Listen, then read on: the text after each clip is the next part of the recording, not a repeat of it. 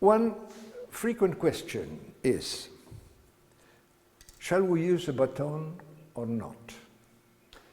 This little motion, here, which I'm doing here, is not visible for the orchestra. Perhaps people who are sitting next to the podium can see it.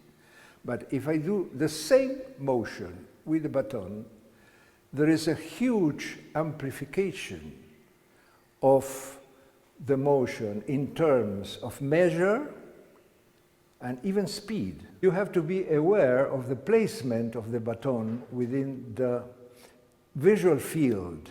Here, up here, there is a little window, I would say, maybe 20 centimeters or so, through which he can see the conductor without actually having to look at it. Let's suppose that if I have a musician playing here, sitting here, if I conduct too high, he has to look upward to see my baton. If I conduct too low, my gestures are covered by the stand. Sometimes I see some young conductors who tend to raise their elbows to conduct.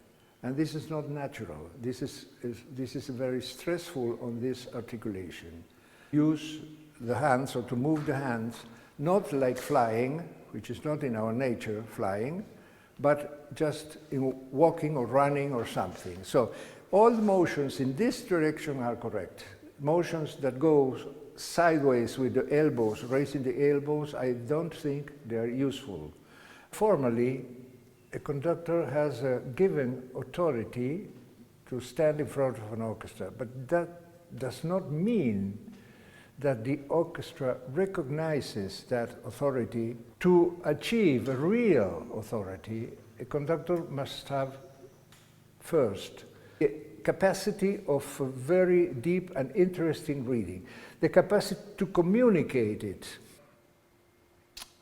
In terms of interpreting, in terms of searching the composer's will, there is a certain amount of freedom, but you have to be aware not to project yourself on the composition.